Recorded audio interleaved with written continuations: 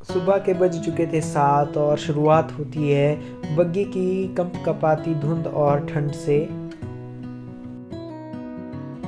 कुछ ही आगे चलने पर सूरज की पहली किरण दिखाई पड़ती है, लेकिन वो सूरज भी धुंध के बीच में एक तरह से गायब ही था, जिसकी किरणों का कोई भी असर हम पर नहीं पड़ रहा था। इस कंपकपाती ठंड में हमारी बाइक MT-15 हमें शिमला तक पहुंचाने में हमारी भरपूर मदद कर रही है। हम इसके शुक्रगुजार हैं। सफ़र को शुरू करते हैं और बढ़ते हैं शिमला की तरफ। अब हम पहुंच चुके हैं 4 लेन के पास और यहाँ से आगे बाइक राइडिंग का बहुत ही मज़ा आने वाला है। फाइनली हम पहुंच चुके हैं सलापड़ में, और जहाँ पर हमें सूरज की अच्छी तरह रोशनी मिल पाई कई अरसों के बाद। तो ये पहुंच चुके हैं हम सलापड़ में। ये अपनी धनो जिस पर हम आए हुए हैं।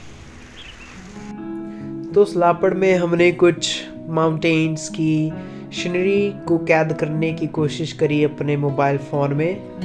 यहीं पास में ही लगभग 100 मीटर आगे सलापड़ पावर स्टेशंस हैं, और ये वायर्स जिन्हें हम ट्रांसमिशन लाइंस कहते हैं, ये भी सलापड़ पावर स्टेशन की है। अचानक से मुझे कुछ आवाज़ें सुनाई देने लगी जो कि इन ट्रांसमिशन लाइन से आने लगी थी, तो मैं इनके पास गया और ध्यान से सुनने लगा। तो आप भी इन आवाज़ों को सुन सकते हो। हेडफोन की सहायता से आपको ये आवाज़ें बिल्कुल क्लियरली सुनाई देंगी।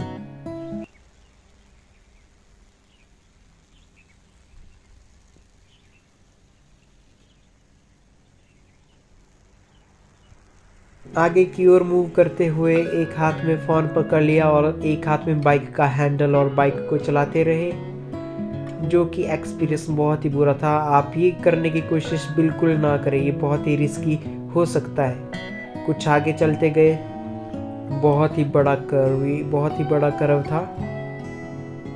तो कुछ ही आगे चलते गए तो पता लगा कि अचानक से बहुत ही तेज से भूकंप आ गया।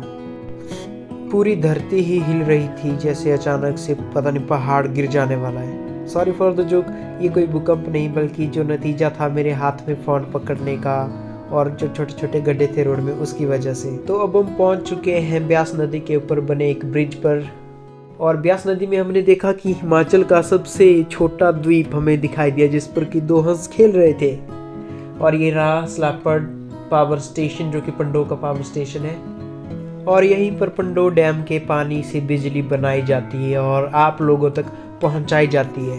और यहाँ का नज़ारा बहुत ही मैस्मराइजिंग था। कुछ ऐसे घने जंगलों वाले रास्ते से हमें शिमला की सैर करनी पड़ी। ये ऐसे जंगल हैं जो कि बहुत ही खतरों से भरे रहते हैं। यहाँ पर जंगली जानवरों का मिलना बहुत ही आम बात है, जैसे चीता, बाघ यहाँ पर आसानी से मिल जाते हैं। फाइनली अब हम पहुँच चुके हैं ISBT शिमला।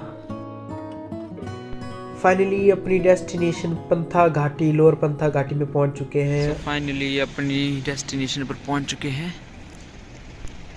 तो अपना काम पूरा कर लेने के बाद शाम के बज चुके हैं 3:45। अब हम घर की तरफ मूव करते हैं, शिमला से पंथा घाटी से घर की तरफ।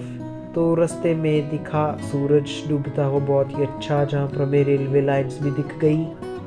तो यहाँ से आगे मूव करने के बाद मुझे दिखा एक फूड ट्रक वाला, जिसके पास अब हम लंच करेंगे 5 बजे का। तो ये नज़ारा देखिए आप, इस नज़ारे में बैठकर हम करेंगे खाना। हमने सोचा जब तक हमारा खाना बन रहा है तो क्यों ना तब तक नज़ारों का लुत्फ उठाया जाए।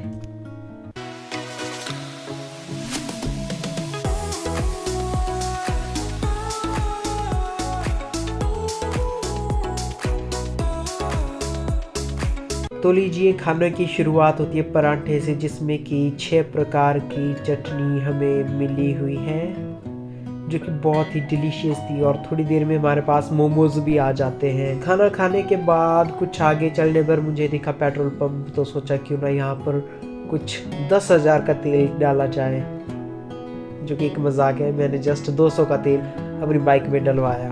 उसी तरह आगे बढ़ते हुए मुझे दिखा डूबता हुआ सूरज, जो कि बहुत ही अच्छा दिखाई पड़ रहा था। तो मैं क्या आपको इस सूरज को दिखा ही लेते हैं। और ये हमारी वीडियो का लास्ट शॉट है, क्योंकि अब अंधेरा होने वाला था और मुझे घर जल्द से जल्द भी पहुंचना था।